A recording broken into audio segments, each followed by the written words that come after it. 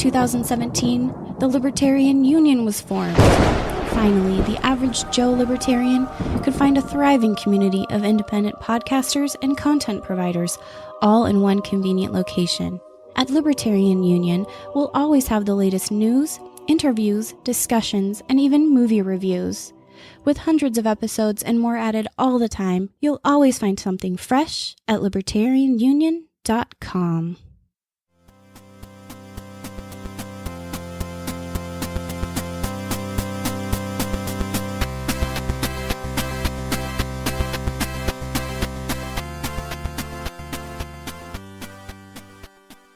Hey everyone, it's Daniel and Robert, the Last Nighters, and we're going to be talking about the King's Speech tonight on the 28th episode of The Last Nighters. You can find the show notes and more at lastnighters.com/28. How you doing there, Robert? Hey buddy, how's it going? How you doing? It's going, it's You're doing. good. It's doing and it's going. Yeah. So The Last Nighters is now on the Launchpad Media, where they're always throwing ideas in your direction, new ideas. So they've got exclusive shows and content, so do check that out at thelaunchpadmedia.com. The word the is very important for the URL. So thelaunchpadmedia.com. Check it out. And let's get into the Google description of The King's Speech. Came out in 2010. Drama history, 1 hour, 59 minutes. Available on the Netflix. It has an 8 out of 10 on the IMDb, 95% Rotten Tomatoes, 88% Metacritic, and 89% of Google users like it. So it's got near universal acclaim, but we'll see what we do to it by the end of this. And the description is thus. England's Prince Albert, played by Colin Firth, must ascend the throne as King George VI, but he has a speech impediment. Knowing that the country needs her husband to be able to communicate effectively, Elizabeth, Helena Bonham Carter, hires Lionel Logue, Geoffrey Rush, an Australian actor and speech therapist, to help him overcome his stammer. An extraordinary friendship develops between the two men as Logue uses unconventional means to teach the monarch how to speak with confidence. Release date of November 26, 2010. Director Tom Hooper, and it won a couple of awards. And there you go. What do you think? What do you say, Robert? Well, that's pretty much what the movie is. Yeah, I mean, it's. Did it say? I forget if it said that, but it's set at the beginning of World War II. It does not mention it in the description, but it does say it's important that her husband communicate effectively, so they go and get the therapist. I mean, I don't think anything he does is important, but okay. I mean, surely the people listening probably in the movie, and everybody acts like he's important and what he does and says is important. I would say it's probably more counterproductive to any kind of good things happening, but I mean, we could get into that if you want. I mean, you know, even in a free society, and I say this a lot, even in a free society, you know, one of the things that gets thrown at us is, well, what are you going to do about if somebody invades? And we mentioned this many times that, you know, Tojo didn't want to invade the United States not because of the government, but because there was a rifle behind every blade of grass. And people would come together to defend a land that is getting invaded. Maybe not to the level of, you know, nuclear bombs and B-52s and that sort of thing, or maybe it would. I don't know. But maybe in this situation, do you really need somebody to get up and make a speech about why you gotta defend your country, I guess? I don't know. Daniel, did you think anything he did was important? No, not really. I mean, all it was just stirring up the fires of the population to be willing to go out and fight for the elites of, you know, the rulers of that population. I mean, the very opening was of the Empire exhibition, which was, I think, in 1928 or something like that, where the Stutter is first put on display, where Prince Albert is addressing the audience, and there's 58 subjugated countries participating in the Empire exhibition, and a quarter of the world population is under their rule. And it just really struck me as, like, they literally spoke themselves as the Empire. I mean, I always thought that calling something the Empire was like saying that they're bad, you know, like Star Wars style. Like, hey, that's the Empire. There's some bad motherfuckers right there. Yeah, but it had a completely different connotation inside the Empire because they had the idea that they were bringing, you know, civilization to a bunch of savages. You know, I'm sure they thought it was a great thing. Well, and there probably was a degree of that, certainly. Like, not everything that Western man has done has been pure evil, despite what you've probably learned in your history courses. There were actually, like, terrible things happening in those societies before Western man was involved. And they also did bad shit, but they also put a stop to a lot of bad shit.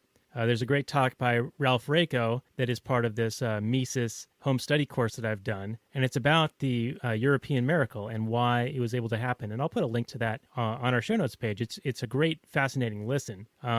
But he just takes on the whole concept of the European man being the destroyer of the world. Well, one of the points he makes is European man had amassed the wealth to be able to do that much harm, right? Like he had the capacity, the excess capacity with which to do it. So how did he have so much wealth, right? And then what of the practices of those native peoples? Were they pristine angels, unsullied by human nature? Or were they up to terrible, terrible shit? You know, and these are questions that never get asked when you're talking about your high school or your college history courses.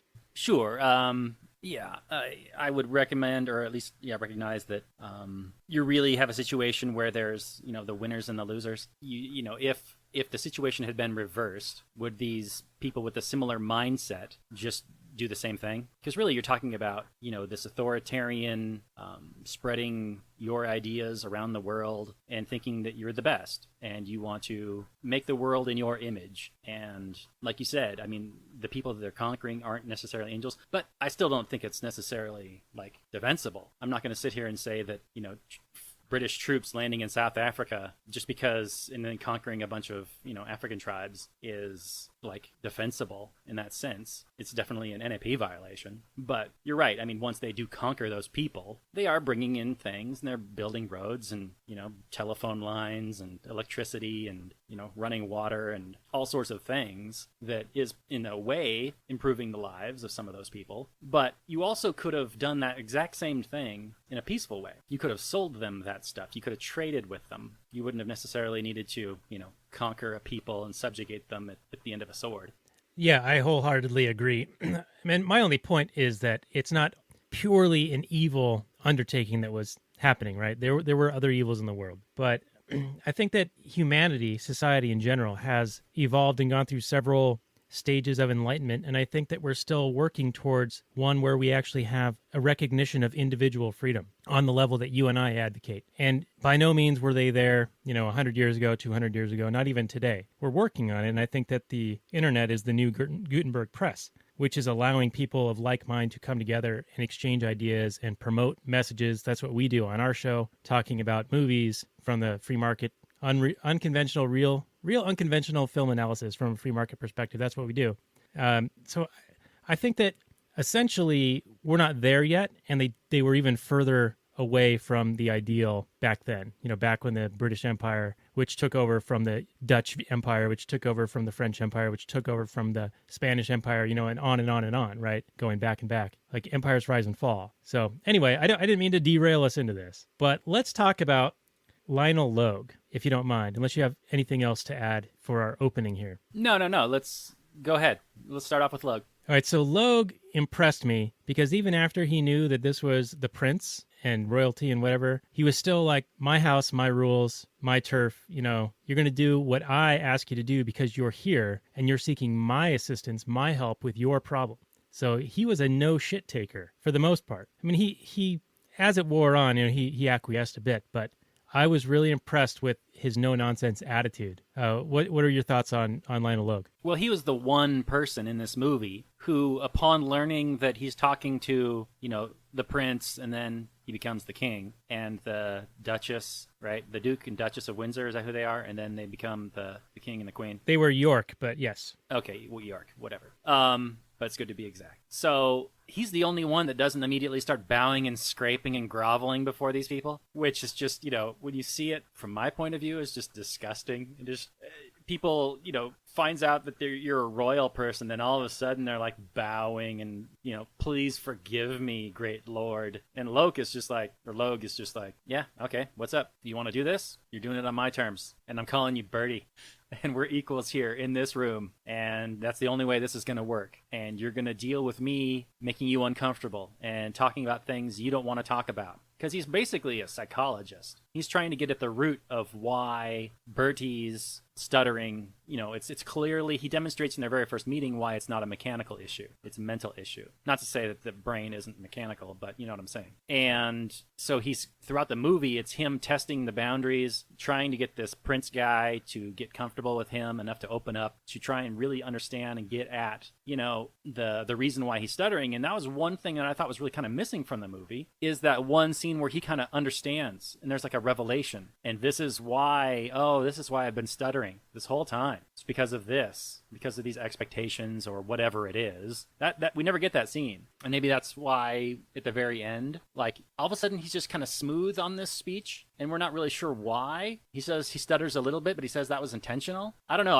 I was kind of missing that scene where we actually got some revelation as to why he was a stutterer, but we never do. And for me, that was what, it kind of fell flat for me. Yeah, there were allusions to it. He talked around it, like, oh, are you actually left-handed, but they made you be right-handed? And there was a few other things he picked up on that were like, oh, your father basically forced you to be not how you are, and then your brother made fun of you, and it kind of pronounced this stutter. It brought it along. It was like in Billy Madison, today, Junior. That kind of action. Right. Yeah. Throughout the movie, there are hints, and we're like, oh, is that the reason? Is this the reason? Is that the reason? But there's never, and maybe it's all of those reasons, but we're never given a scene where, maybe it's something he did actually struggle with his whole life. And so then there isn't a Hollywood moment where all of a sudden, the light bulb flips on and all of a sudden he realizes what it was and he can move past it and now he doesn't stutter anymore. Maybe it really was a lifelong struggle that he just went through and this guy is just slowly helping him. And then we end on the speech. So maybe it is a little more realistic. So maybe that's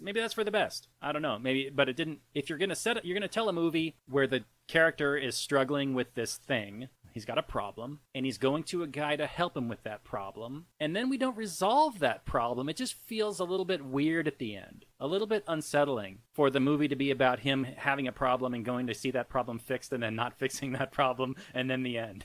That's just... Well, I don't know. Maybe not fixing the problem, but certainly strongly improving upon it, right? Like his position was much better at the end than at the beginning, even though he still needed Logue there to kind of coach him in the moment, right? And walk him through it ahead of time and distract him and get him to do his like tippy toes and dancing around exercises and fuck, shit, piss, fuck, cock, that kind of stuff. Oh yeah, that's the good stuff. Yeah, that was a hilarious scene. But one of the big reasons that this was brought up and recommended to us was because it's revealed towards the end that Logue is neither a doctor nor has any formal training or credentials or anything related to speech therapy, psychology, any of it. And so that can lead us full on into the whole, occupational licensing and permit discussion, sanctioning by government, and all of that. Yeah, let's do that. I mean, we've mentioned this sort of thing before, but if you're new to the show, this is one of our bread and butter type of things. Occupational licensing is just a way for entrenched professionals to artificially lower the amount of competition that they're going to face. So Logue is doing what he's doing just because he's good at doing it. And he doesn't need somebody's permission. He doesn't need somebody's little stamp of approval. All he's doing is saying, hey, I can help you with this thing. Do you want help with this thing? Okay, pay me, and I'll help you with this thing. And that's it. I mean, if it happened today in the United States, this guy would be in jail, or he would be, either in jail for false, false practice or something like that. Who knows? They'll just come up with some reason. As soon as somebody, because there is a scene in the movie where he finds out that he doesn't have, or he realizes it, nobody that gets around the king doesn't get scrutinized by Scotland Yard and whoever else. And he all of a sudden discovers that, or he suddenly is mad about it for whatever reason. And they have a scene where they're kind of talking about it, and Logue immediately slaps him down. He's like, yeah, I never said I was a doctor. I just said I could help. Do you want help? I'll help. Yeah, and the doctors that he'd seen, and he'd seen them all, were ineffective, right? They didn't solve his problem. That's why they kept going through doctor after doctor. That's how the movie kind of opens, right? And then they eventually get to Logue, who is on this like off-alley type street that isn't known for, the best purveyors to be. And the other doctors were telling him to smoke to calm his nerves and inhale it into his lungs to relax his throat, and sticking marbles in his mouth and having him try to read out of a book. And it reminded me of my wife and I when we were living on an island. we went to this Portation Medium, like I don't want to call him an illusionist, but it was like almost like a magic show, but it was he was supposed to be like channeling spirits or something like that. And he would like regurgitate crystals and stones out of his mouth and say weird shit about Jesus and like old philosophers from Greece and things like that. Yeah, he was an apportation medium. So anyway, that scene with the marbles reminded me of that. And my wife and I, we were invited to this thing. It was weird. I don't know what it is with islands around here, but on our last episode, no, wait, not the last episode, on our Wild Country discussion with the guys at Liberty Weekly, Robert, you had mentioned that you went to an island. Might have even been the same island, and got into some weird like cult meeting type stuff. Yeah, the weirdos go out to islands in Puget Sound. It's where they go, and if you're looking for that kind of stuff, that's where you'll find it. It's good times. If you ever need content for a podcast, or I don't know if you're like James Randi or somebody, just go out there and you can talk to all kinds of interesting people. Yeah, who've got interesting ideas. They're out on an island for a reason. But anyway. The other thing I wanted to mention, I meant to say this earlier just to make fun of you, but when Birdie first is introduced to Logue, they say that Johnson was his alias because it didn't seem very important. That's a good burn. That's a really good burn. Yeah. Mm-hmm. Well done, Daniel. Touche. Well done. I wish I'd done that a little bit better.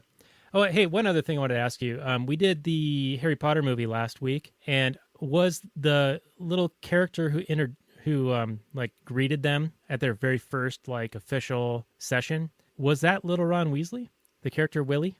One of the Logue's sons? I don't think he was one of Logue's sons. I think he was a patient. And he greets them, and then they come in and go, yeah, Willie, he hadn't been able to speak, so his mother had me working with him.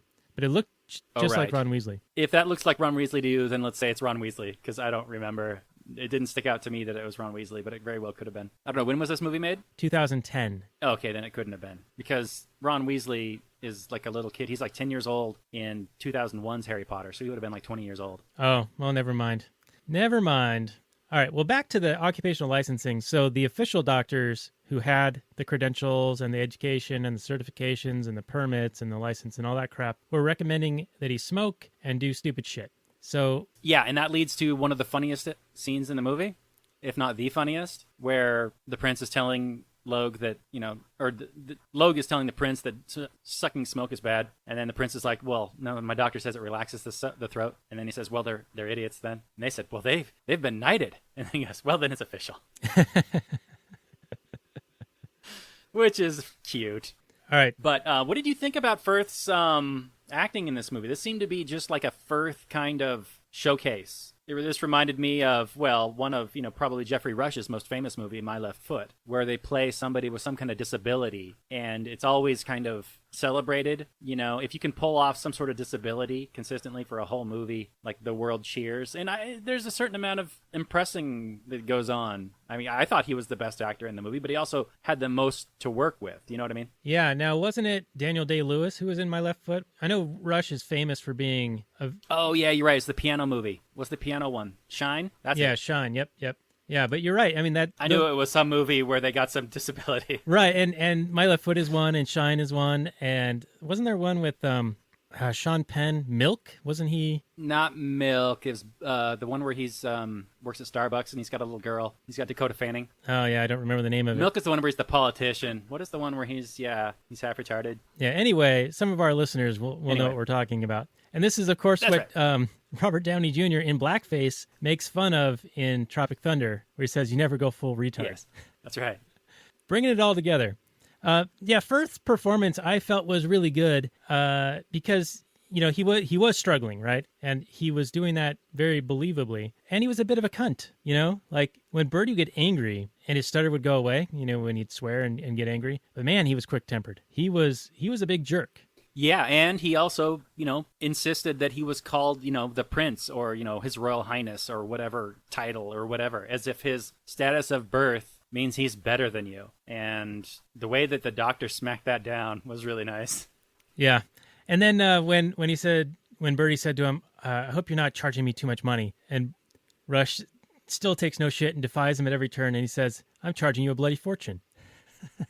Yeah, as if the other guy even would know. Yeah, because he doesn't even carry money, right? He doesn't even like have to worry about peasantry types of things. Yep, that's something the little people have to worry about. Yeah, with his picture on it. Let's talk. Let's switch it up just a little bit. Unless you got some more on this particular line. The other main issue in this movie, not necessarily issue, but whatever, another thing to talk about here. Is the whole issue with his brother getting married to this divorced woman, or this non-divorced woman, divorced woman. About to be twice divorced. Right. And because the king is the head of the church, but the church doesn't recognize divorced women as what? Marriage eligible, I suppose. So then he has to abdicate before he can marry her. And that's what ends up happening. But, I mean, since when do these people not just do whatever the hell they want anyway? I mean, if he's the head of the church, can't he then recognize divorced women or just do what he wants? Or are these people really beholden to the ridiculous rules that other people in their exact same position have made up? Yeah, it seems like, I mean, they were citing a constitution, which, as far as I'm aware, at the time at least, they didn't even have a written constitution in England. And I don't know if they do now or not. Not that it really makes that big of a difference when it comes down to it, because George W. Bush was right. It's just a goddamn piece of paper, and they just ignored it every turn anyway. But I think that was one of the distinctions that was made when the colonies broke away, is like, hey, we're tired of having this like verbal contract issue or situation. We want to write this thing down. I really appreciated the scene where the prime minister is talking to the king, or maybe he's talking to Bertie, and he's saying, well, if the king doesn't abdicate, the government will resign. Oh, yes, please. I was like, oh, no. Oh, my stars and garters. Clutch my pearls. What's going to happen to us all? If only. If only. Yeah, and just moments before, he was realizing how little the common man knew of him and how little he knew of the common man. I mean, it's like, yeah, exactly. So why are you ruling them? Yeah, it reminded me of all the times when, the government threatens to shut down unless they pass some budget increase. And then, life just continues on regardless of what happens. Oh, no, the senators aren't robbing on this particular day? Yeah. Anyway. Well, they never officially stop. Well, they take away the things that people actually use, like national parks and other things like that. They don't stop, like, tax collection or the military. They don't shut that stuff down. They don't shut down, like, did they shut down Congress? I don't know. Maybe, but yeah, they call that the Washington Monument Syndrome, and that's at the national level. But even the local school districts do the same thing, So they'll do things like, oh no, we're gonna have to cut the football budget. We won't be able to have band anymore because of budget cuts. Meanwhile, they get like 17 vice principals, and so people are like doing bake sales and selling candy bars or doing car washes to raise money to buy uniforms. Yep. And it's just all the conspicuous stuff they threaten. They only take away the stuff you like. They don't take away the stuff you hate. It's like, we don't have enough money, so we're going to stop, setting up speed traps. We're going to stop tax collection. They never do that. We're going to stop all the wars, because we just ran out of money, so we can't bomb all the countries that we want to bomb. That's never the case. Willy shit and fuck and tits. That's the other thing he said during his little, his rant, where Rush showed him that he can speak without stuttering. One thing this movie does really illustrate well, I thought, was the religious nature of the state and the hand-in-hand nature of the state and the church in British society as means of control over the people. They were hand-in-hand, like the pomp and the circumstance and the ceremonies and the costumes of both the religious people and the monarchy is all like in full effect. Like, these are people, are special and important, and they're, you need them or else, they're the only thing keeping the bad people away. And it just really illustrated the religious aspect of statism. Yeah, and I think in the U.S. that it's less the religious aspect these days. I mean, not that the state isn't a religion in and of itself, but I think that they go toward the intellectuals for their cover now. So that's sort of the joint strike effort against the population, is to have the experts, the academics, the talking heads provide cover for the politicians to justify everything that they do. Meanwhile, they get a seat at the table and a little taste of the glory. So oh yeah, I mean, is it even a dispute that anytime there's a war, like the mainstream media, CNN, MSNBC, just in lockstep behind in support of it? Or goose step. Right. And they're just cheerleading on every war. They've never, lately, I don't remember the George W. Bush administration as much as I should, but I don't remember CNN just cheering on the first Iraq War. Well, you mean the first one back in 91? I mean the second one. I get confused. There's so many. They all look the same. That's right.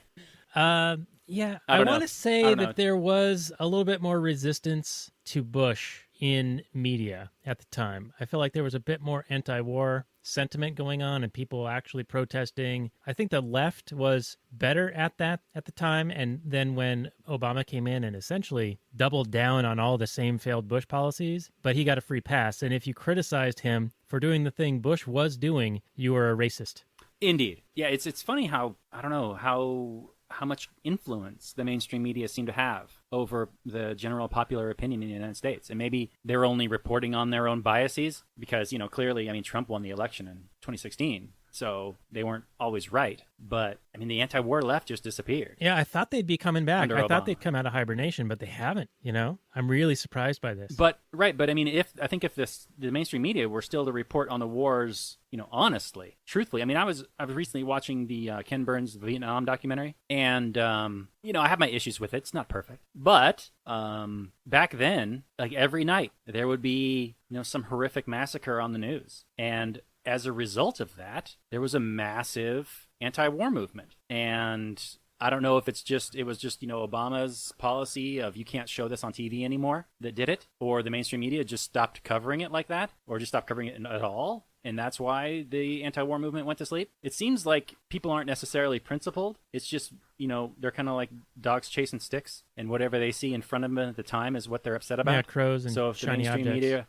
media, I mean, if the mainstream media reports on the war, they're upset about the war. But if they report on somebody saying a bad word, they're upset about the person saying a bad word. Like all of a sudden, Roseanne is like a Nazi, and Papa John's guy is a Nazi, and whatever. Not that millions of people aren't dying and being starved to death and whatever. That's not anything to get upset about. Yeah, and when Trump got elected, I really did have hope that the anti-war left would come out of hiding.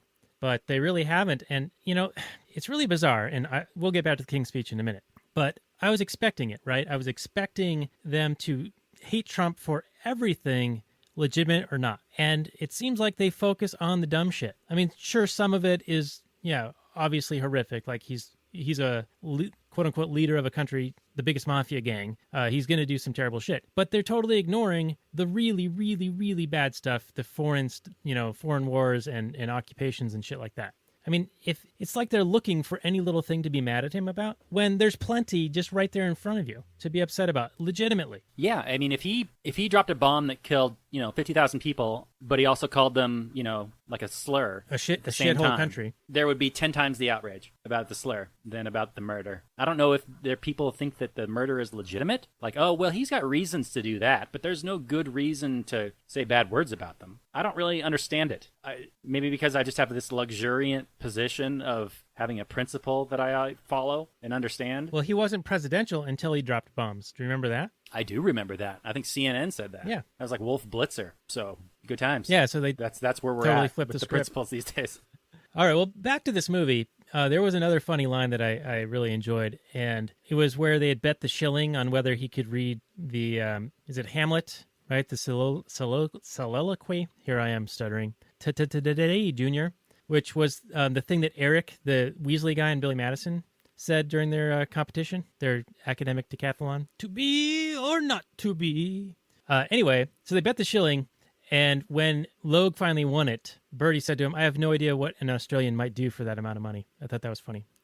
Because of they got dollar dues down in Australia? Is that what he's talking about? It was 1 shilling, but I think he was making allusions to him, turning tricks or something. Good times. When you're the king or high in royalty, everyone else is just beneath you. Yeah. Hey, what did you think about when the father, the king originally, who was doing the Christmas address, It was Dumbledore. Dumbledore was telling him, hey, back when I was young, you just had to look respectable in uniform and not fall off your horse. And now with this radio, this new technology, now you've got to invade the homes of the citizens and ingratiate yourself to them. Yeah, do they really? I think that was him giving a woe is me speech. I mean, seriously, since when do the royals have some sort of expectancy put on them? I mean, what are their obligations? What do they do? What does Queen Elizabeth do? She sits in a chair and waves every once in a while?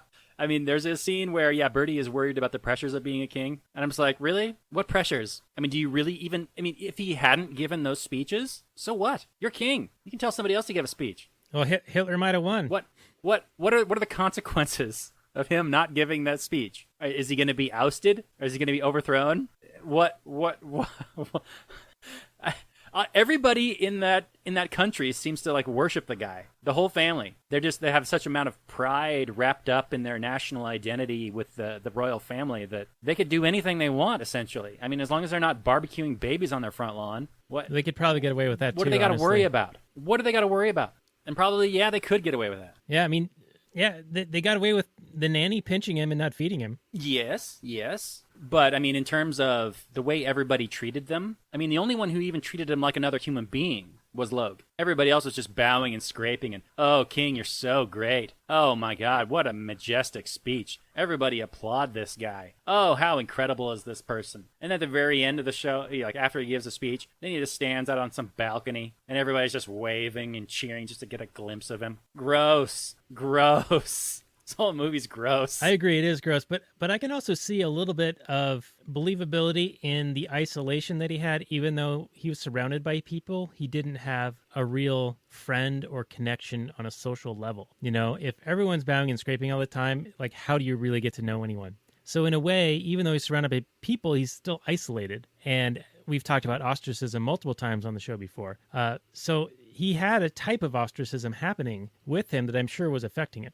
Right. I mean, this is like the Michael Jackson type situation, like the glass menagerie, where you're so famous you can't do anything. Yeah, you can't even like go just out be a normal person to the grocery store or whatever. Right, without being mobbed. So Michael Jackson would like rent out the entire theater because he couldn't just go; he would just get mobbed. Well, you know what? Boo-hoo. Seriously, boo-hoo. Yeah, that problem goes away. This is a person if you don't have rulers. Yeah, this is a person whose whole existence is predicated upon theft, and coercion and violence. So you get no sympathy points for living a life that is separate from everybody else. I mean, he was in a situation where he could at least walk down the street. People didn't recognize him. It's not like he's on TV. There aren't like print magazines all the time with like tabloid stuff where the prince and the whatever are having a baby or they go out on the town, so they dress in a new outfit and that makes headlines for some reason.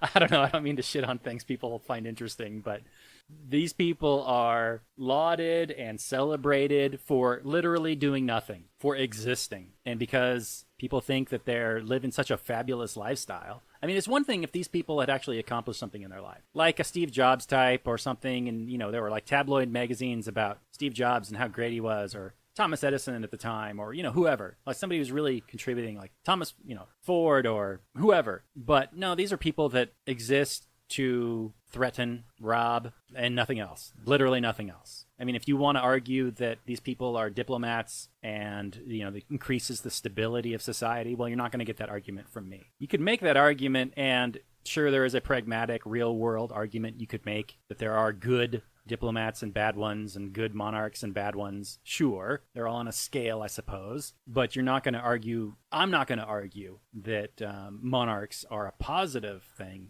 in the world. They are probably preferable to democracy for reasons that have been well made on this podcast and others. But no, I advocate a world that is where coercion and violent aggression is looked upon with, you know, horror. You know, it's not legal. It's rightfully abhorred. Indeed, sir. I agree.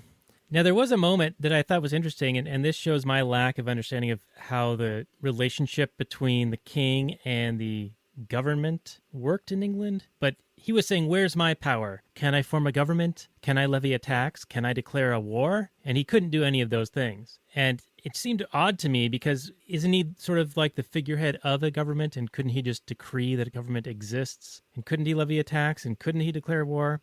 Or are they more of just figureheads for show? Do you understand the relationship in the UK related to that dichotomy? I don't exactly know, but I could speculate. I mean, I think back during the Magna Carta days, that was a big concession, right, from the king to the mercantile class, that the king couldn't just do anything he wanted at all times or something like that. So that's kind of like ever since then, their powers have largely been eroded, and it's been more of a democratic process over there, which is why you've got the House of Lords and the House of Commons. And I think that they have mainly, you know, taken control of the law writing and the law creation and declaring war. And that's why you have that movie, Darkest Hour, which I don't know if we want to do that one or not, but it's about World War II, and it's about Churchill. And, you know, deciding whether or not they're going to go to war with Germany in World War II and that sort of thing. So, yeah, I don't think it was the king's decision to necessarily do that. He's more of a figurehead.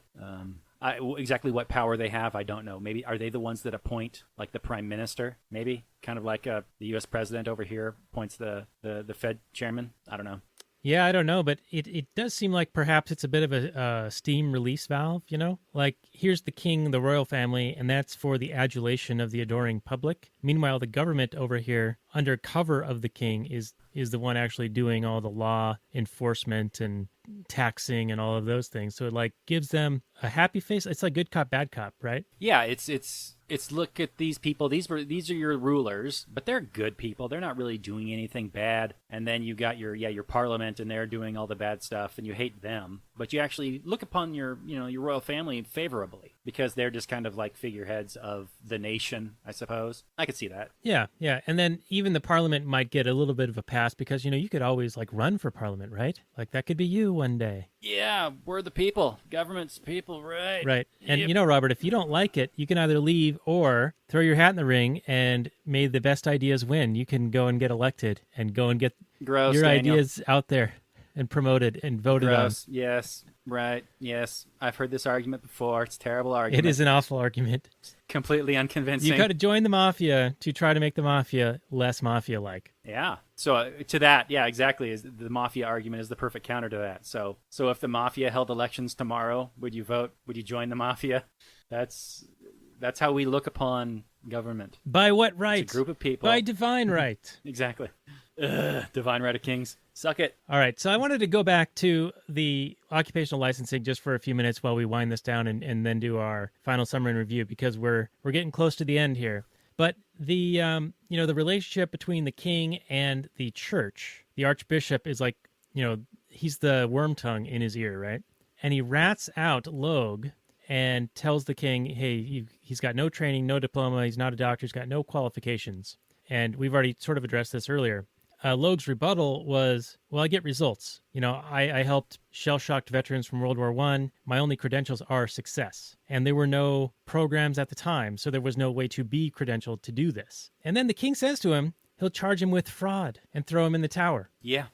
That whole scene kind of confused me because the king is really angry with him, like for no reason, and then he does an abrupt 180 when Logue actually points out the reasonable answer. It's like, what? You're here this whole time he's helping you. You're getting improvement. And then you feel betrayed because he doesn't have somebody's signature on some piece of paper somewhere?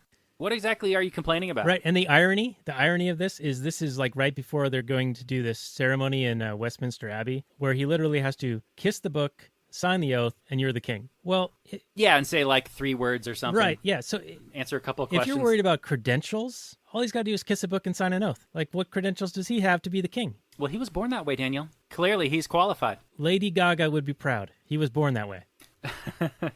Listen, women lying in ponds distributing swords is no means for a basis of government. If I went around calling myself an emperor just because some moistened beant lobbed a scimitar at me, they'd throw me away. And yes, I butchered that quote. Sorry, you get the point. I do, yes. Monty Python. We should do some Monty Python. They have some really great, stellar work. But yeah, Life of Brian and Holy Grail, fantastic. So many good things.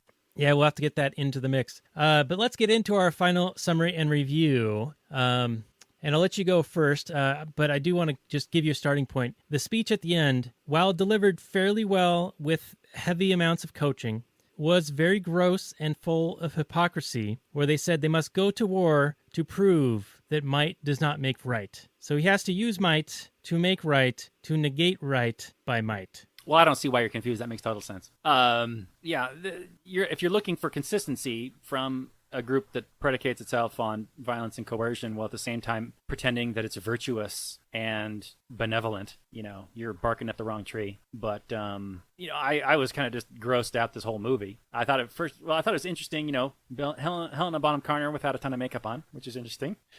She did all right. Jeffrey Rush was perfectly good. And then British McBritish-faced guy had the most to work with. I thought he was really good.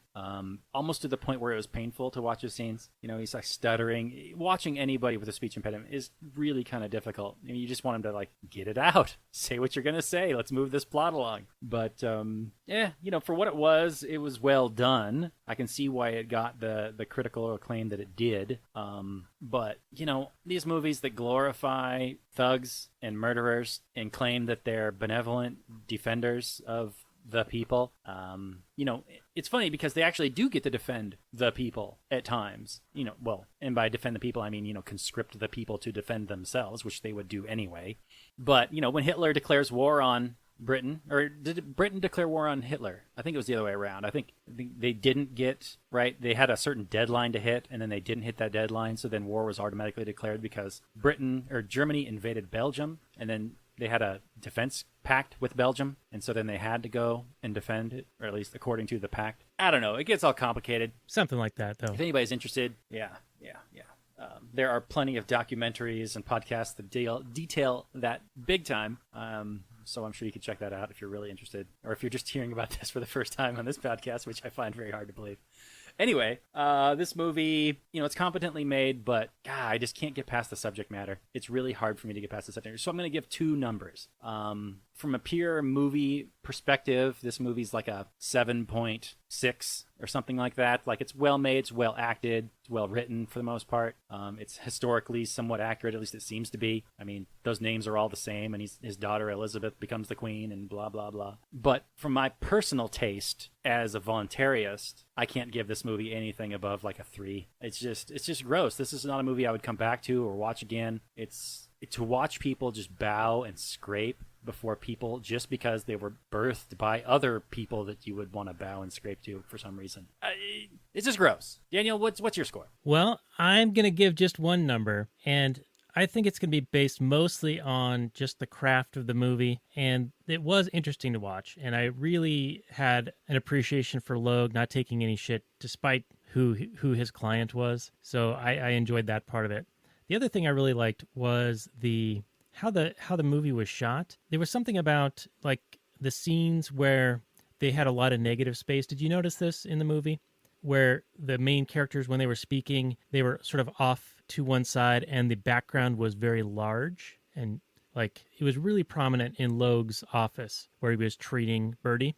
And Bertie would be on the couch speaking, and there's that really textured and reddish and greenish wall behind him with a lot going on in it. Those types of scenes really stood out to me. So I think that this was a well-crafted, beautifully shot film, and the actors were all pretty excellent. I agree with you that the storyline was kind of pointless to begin with. I mean, sure, there's historical value there, but likewise, as a voluntarist, I find the whole concept to be antithetical to my belief system. So that part of it was hard to watch, but I'm glad that it got recommended. It gave us a little bit to chew on the occupational licensing stuff, and I'm sure we'll get into that again on future episodes. But my number is a 7.7 overall for this one. Yeah, I just, you know, if he doesn't give the speech, which is what the whole movie is about, what happens? Usually in a movie, you want the protagonist to accomplish a thing, to stop a thing, or to be able to do a thing, you know, like an important thing that needs to be done, or else bad things happen. Literally none of that happens here. The guy gets a little bit better at talking, and then the movie ends. I don't know, man. For some reason, it still kept my attention, and they made a good movie out of it. I gotta give him props. Yeah, exactly. I mean, the craft was there, and the interest in the story was there, even though the events weren't all that exciting. So, you know, even better of a job on their part. Yeah, they took chicken shit, made chicken salad out of it. Well done. All right. Well, there are a couple of other things I wanted to mention. The last 2 episodes have been based on movies in England. I think we're going to go more domestic on the next run. We're going to do Mission Impossible because the new Mission Impossible is coming out on the 27th. I think that one is called Mission Impossible Fallout. So we're going to go back to the Tom Cruise movie that started it all, at least the franchise portion, with him in it back in 1996. So we're going to be discussing that. And if we have time, perhaps also touch on Ghost Protocol, because I did a poll in our group and some people voted and it was actually a tie between them. But I think we should focus on Mission Impossible 1 from 1996. Sure, let's do it. Yeah, the new movie is getting really good reviews, and I remember the first movie being pretty good. And I don't know if I'd ever want to watch Ghost Protocol again, as it is my least favorite Mission Impossible of all time, even though I understand it's many people's favorite movie. It might actually be more fun to watch it and just trash the movie the whole time. It might be more fun for me, but I don't know. We'll see. Come back for that episode. It should be fun. Yeah, it'll be game on. You can certainly trash it all you want. So we'll focus on the first one and maybe trash on Ghost Protocol a little bit. The other thing I wanted to mention is we are now the Last Nighters on the Launchpad Media, where they're always throwing new ideas in your direction. And I'm going to be interviewed with Johnny Rocket on Blast Off with Johnny Rocket. I think that's coming out on the 27th as well. So look for that, an interview with me with Johnny Rocket on the Launchpad Media. And I think that's about it. The show notes can be found for this episode of The Last Nighters at lastnighters.com/28. I do appreciate you joining us for the show. Thank you, our Launchpad listeners and our Last Nighters listeners. And may the two groups mix and commingle. There's lots of great content all over the place. And we really appreciate you guys. Thank you for being our listeners. And I'll say good night from last night.